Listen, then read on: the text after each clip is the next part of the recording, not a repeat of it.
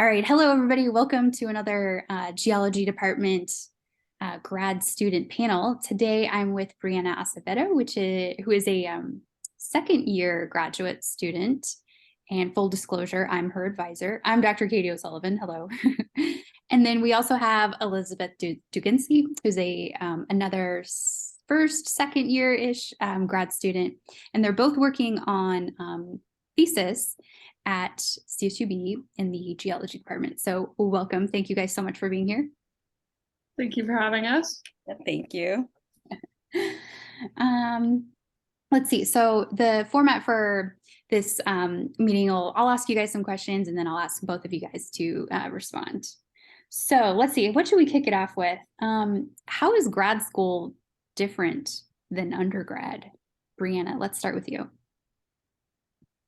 Well, I guess to start off, in terms of classes, a lot more discussion, a lot more, presentation type of situation. So I wasn't expecting it before I thought about grad school. I actually got a little bit of a taste of it when I was in my last semester of undergrad because I took a course and I really enjoyed it just because it felt less stressful than just, taking the tests and assignments type of situation. So that's one of the main differences that from undergrad versus grad school.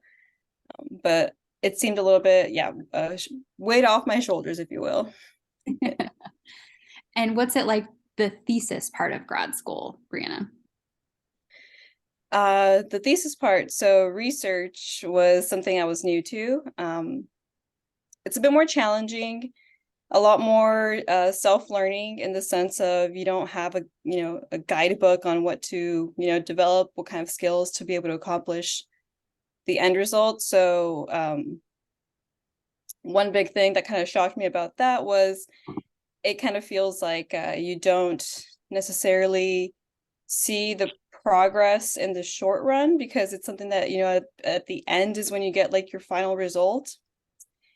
And so just reminding myself that I'm making progress, I'm not behind, is something that was also a little bit, took a little bit of getting used to. I remember those feelings. And Elizabeth, what about you? Well, I have a feeling Briana and I are going to say a lot of the similar things. So just obviously everything she said, when it comes to the classes, it's a lot of reading on your own, a lot of nice long papers, and as someone who doesn't write very well, it takes a little bit longer than it did in my undergrad, and a lot of presentations. I did fortunately still have a couple classes that had quizzes and stuff that kind of check in, make sure you're understanding things, which I think is helpful because another little something in the grade book is always helpful. But yeah, it's a lot of outside of class. You have more time outside of class that you need to be doing stuff. And then for research, again, with the writing, I am not a writer. That has been my biggest problem. Running samples in a lab, I was doing 3D models, so it's a lot of time in front of a computer. I'm great with that. It's enjoyable. You put your headphones on and go for it.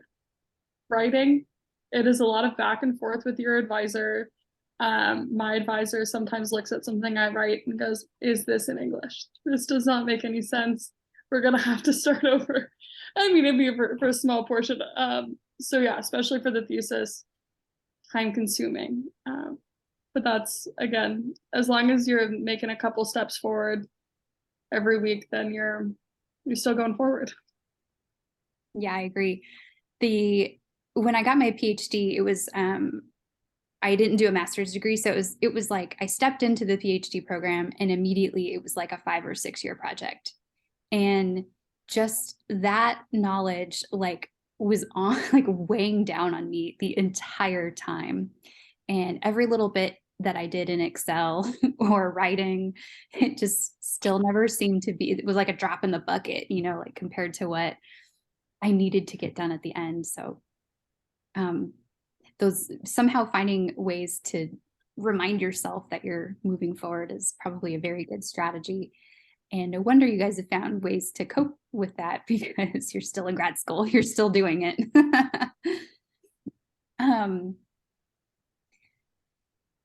Let's see. Okay, so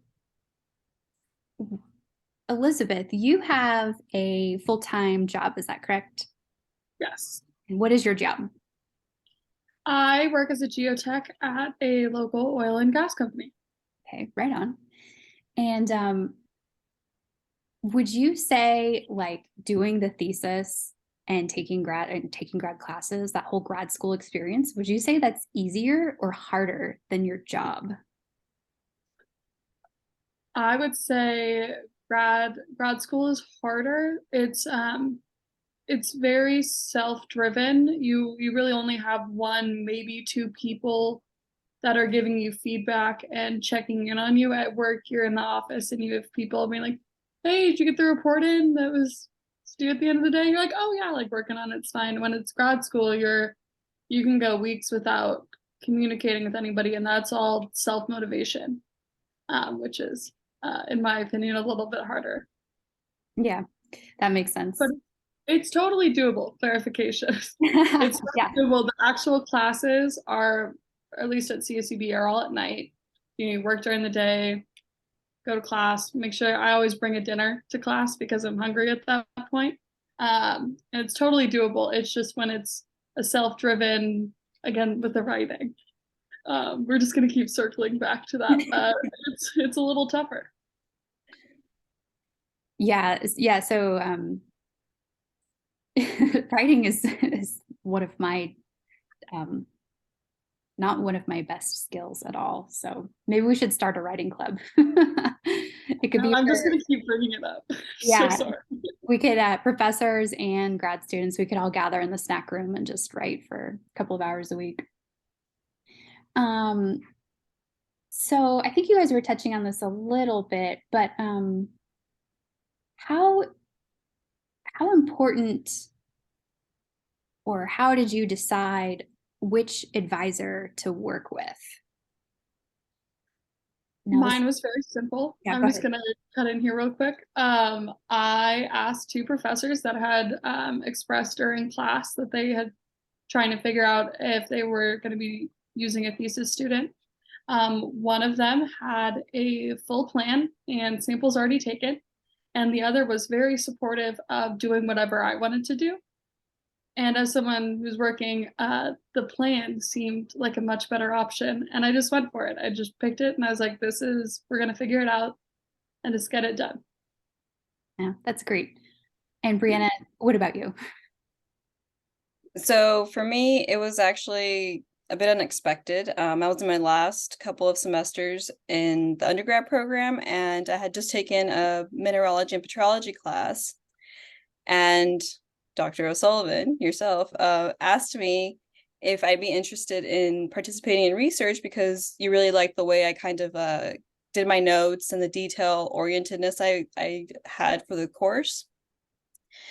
And, coming into it, I liked the idea. I knew I wanted to do a master's. And so I was in between oceanography and, lunar geochemistry. And I mean, how often do you get a chance to study the moon and with actual moon samples? So I leaned more towards that. And another thing I like to factor too was just personalities and just ambition wise. I felt I could relate a lot more with um, a woman professor, if you will, because I just feel like it was just a lot more aligned to the values that I had for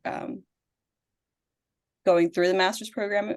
And that was kind of something else that kind of factored greatly into my decision to choose lunar petrology. That makes sense. I randomly chose my advisor. So I was like, the project sounds cool. And it was a moon project. And then I just like, I had a couple of interviews with them. And then I show up to grad school on day one. And it's like, well, I hope we get along because I signed the contract. How is grad school different than what you thought it would be? Brianna, you can go first this time. Well, very different than I thought. I thought it would just be like another, same thing, you get the grade, you do the work, done. But factoring that we did thesis, and like Elizabeth mentioned, we go out and collect samples.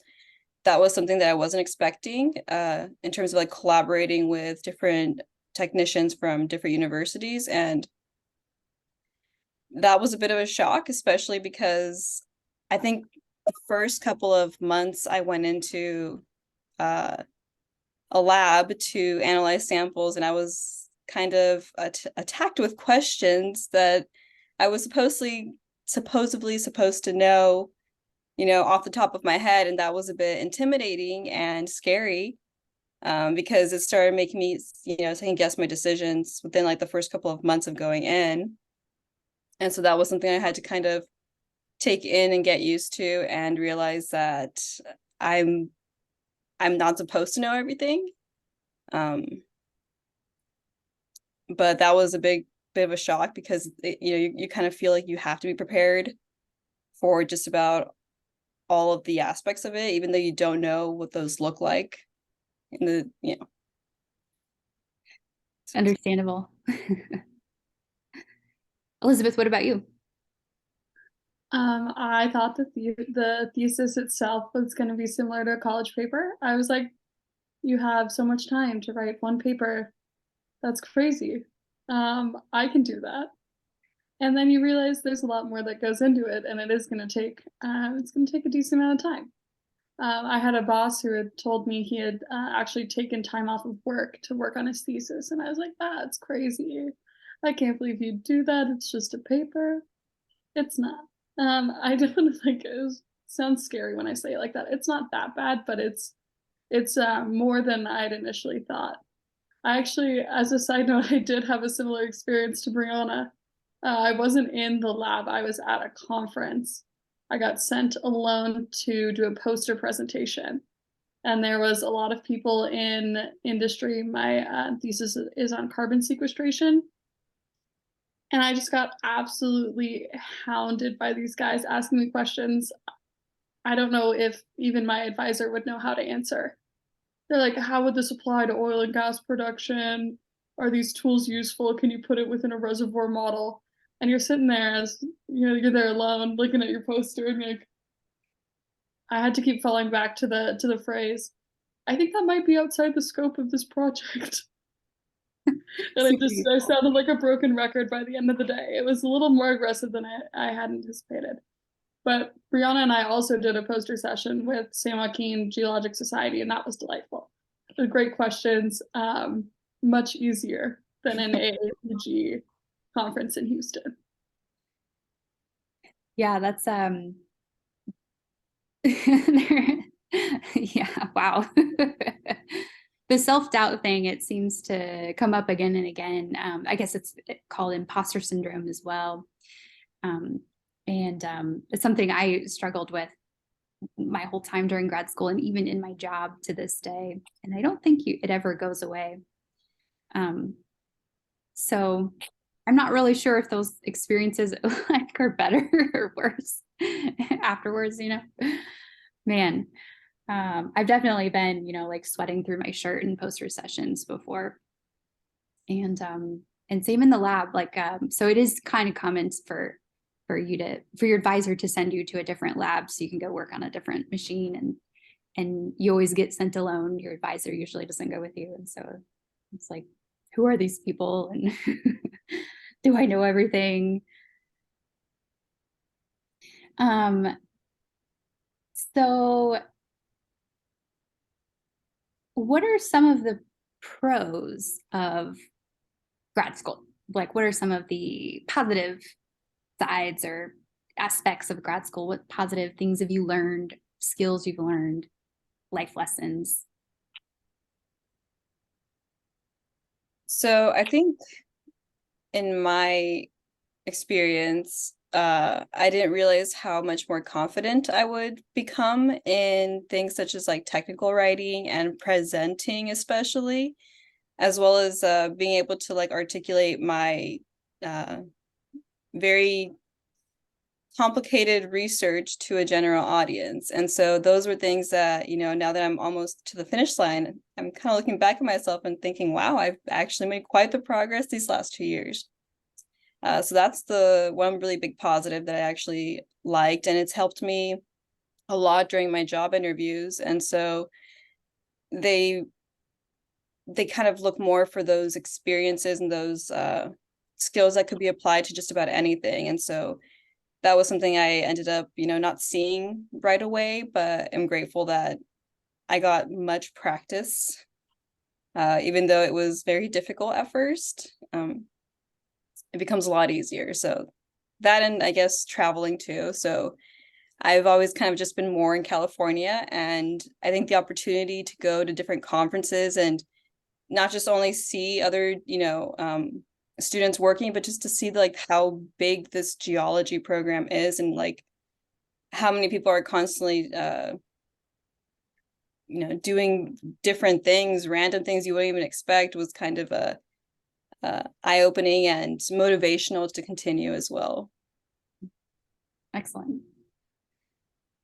And As somebody who's seen Brianna's presentation, she does a very good job of making it for the general public. I know nothing about lunar rocks before. I know something about lunar rocks after. It's fantastic.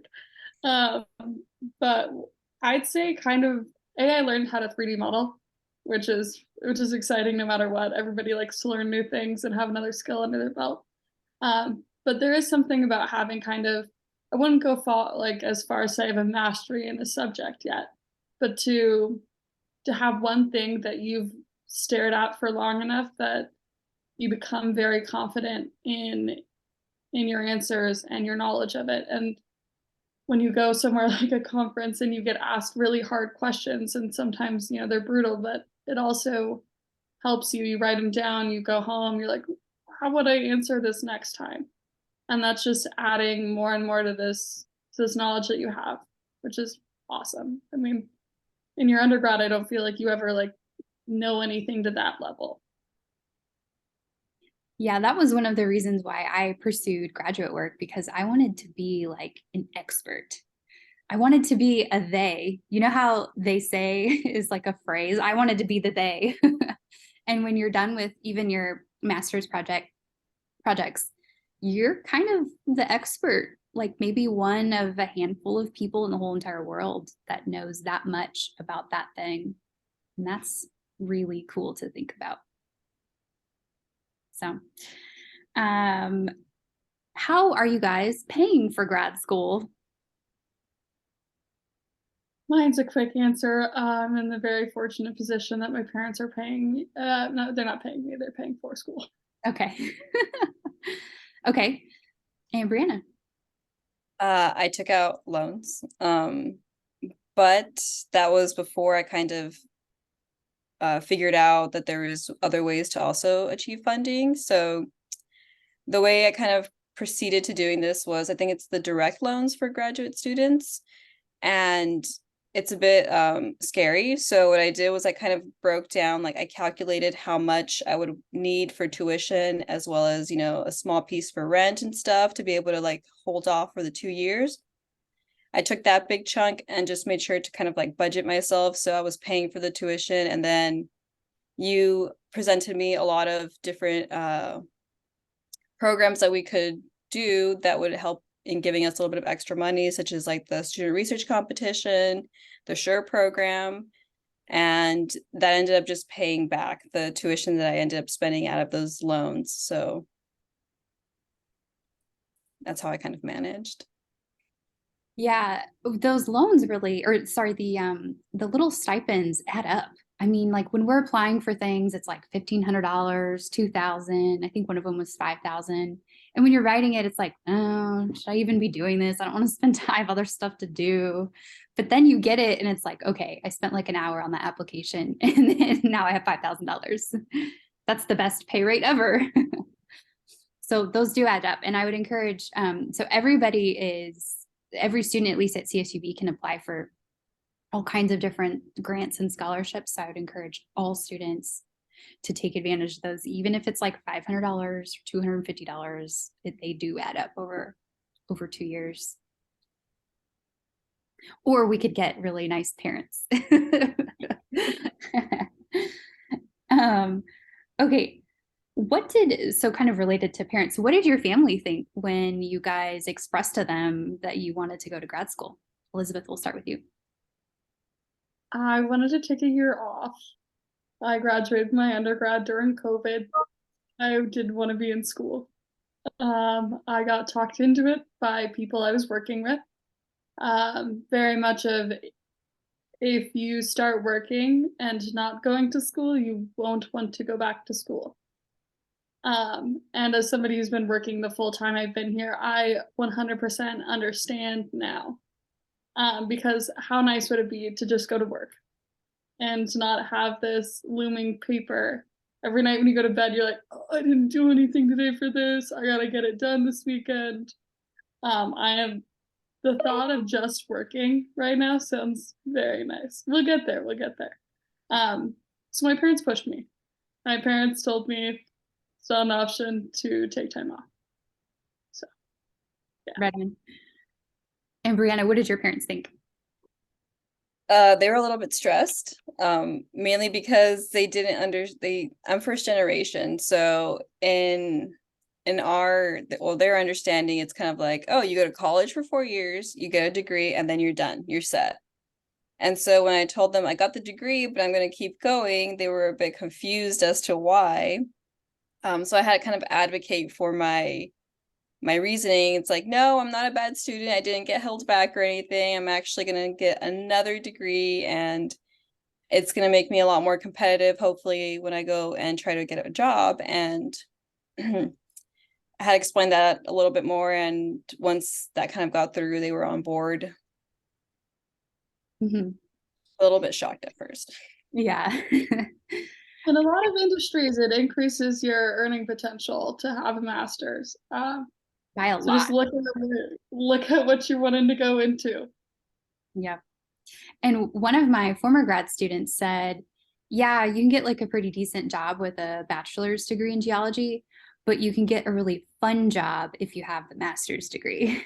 So that's, another reason you get the job, like more of like the dream job once you've got your master's.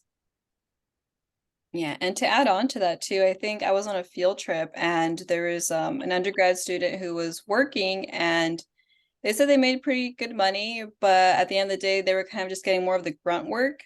Mm-hmm. And so that was one reason why they wanted to pursue a master's right after, because they realized that's where the more fun projects actually happen. You're not just, throwing all this paperwork to check off, those marks and continue. So time and time again, it seems that, yeah, you'll get more of the fun stuff with a bachelor or master's degree. Brianna, you just got a job and it is not related to your thesis at all. So how did you manage that? Well, the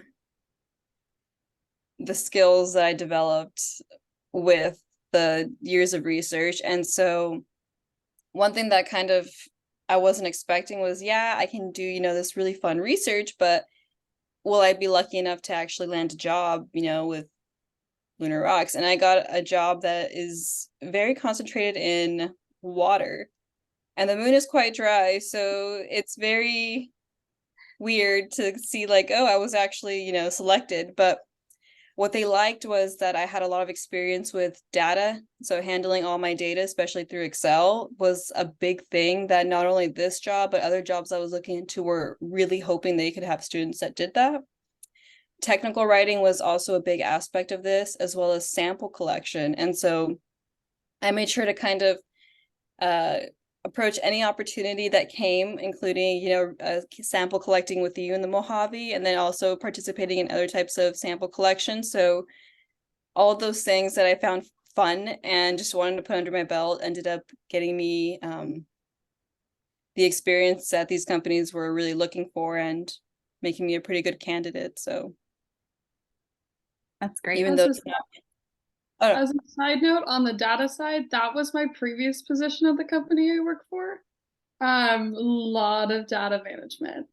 It is a fantastic skill to learn, especially electronically. you know, with our digital age and everything, being able to just, you know, whatever you need to do with it, whatever they need you to get done with it. It seems like every industry is going to have, you know, their entry and their kind of beginner roles to be in data, which helps you learn faster. But Mhm. Agreed. Do you feel like your time management skills are translating over to your job? The time management skills, like from completing it or tackling a thesis. for me, my time management skills at work are significantly better than my thesis ones. Um, I'm so sorry to my advisor. Um, you know, because you're at work all day. You're at work all day, 5 days a week. You're there. You get it done. You have to convince yourself to go in. I've finished all my courses, so I have to convince myself to get on campus or to go to a Starbucks and write.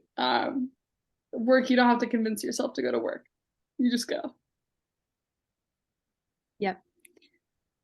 Yeah, and for me, I would like to say they are amazing, given that I have jobs at school that really help me prioritize schoolwork, but it's still a bit challenging just because, you know, I only have my courses and then the research.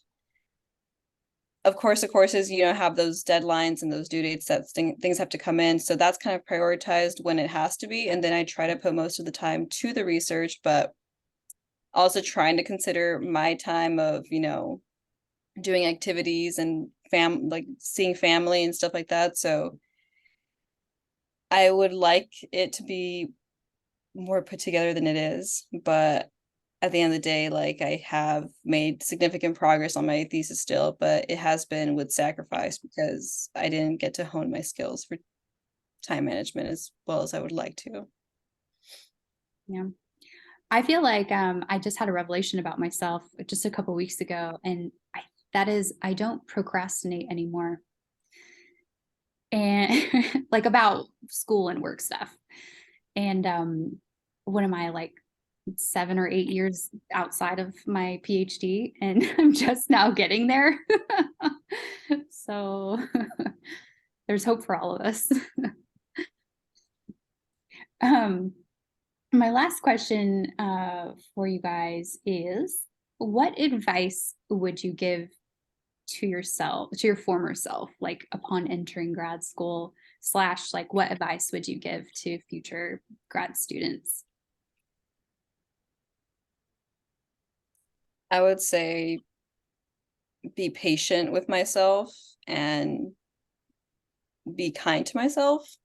As weird as that sounds, because it's so easy to tell yourself that you could be doing more and you could, you know, be making more progress, but you should know things from your first semester of college, you know, 3 years ago. So it could get very overwhelming very quickly, but you're not supposed to know everything. You're not supposed to remember everything. And so just be patient and kind to yourself more than anything. Briana and I have 100% had phone calls of, hey, where are you at on your thesis? Because I feel like I'm so behind. And she'll be like, I'm at the exact same stage as you are. And the relief that comes off of you to hear somebody's about the same time frame. Like, I don't think I've worked on it in like a full week or so. And she's like, same. Everything's fine. You'll get back into it. It's okay. Um, yeah, definitely if you're not going to campus every day for class or you only go once a week, meeting people and forcing yourself to stay into it and just continue to draw your focus towards school is something I'd tell myself like a year ago. Would have been nice to hear it. But that's what I have. And it's everything will be okay. You're just gonna keep going a little bit, and it's gonna get done. Yeah, I feel like having a community that supports you and importantly that knows exactly what you're going through is so important in grad school, because you're going through a really difficult thing. I often say it's the hardest thing I've ever done or ever will do. And then I realize that my job is actually just grad school extended. But it's easier this time around. But having that support network, which I feel like is something that suffered during COVID, hopefully it's kind of getting back and you guys are on campus more and helping each other out and expanding your networks. Hopefully it's happening. Okay, I do have one last question. Sorry, I said that last one was last. In all honesty, do you think you're going to finish? Like as in completing my thesis and getting a degree? Yeah, I'm way too stubborn not to. Also, I'd really like to have a nice job. It's the whole reason I'm here. Also my parents. I don't know if I could deal with that. I have secondary pressure to keep going, which is helpful and a little scary. Yeah. Yes, I will get it done. There's I say this now, this is recorded. Watch something crazy happen and I don't. No, I'm too stubborn. That's a good answer. And Briana, just pretend I'm not your advisor right now. No, I do. I want to get it done. So yes, I agree. I'm actually on the same boat as Elizabeth. Like I'm quite stubborn and I've put too much time, or I shouldn't say too much, but so much time, and I have given so many sacrifices to, get to where I am. I can't just quit.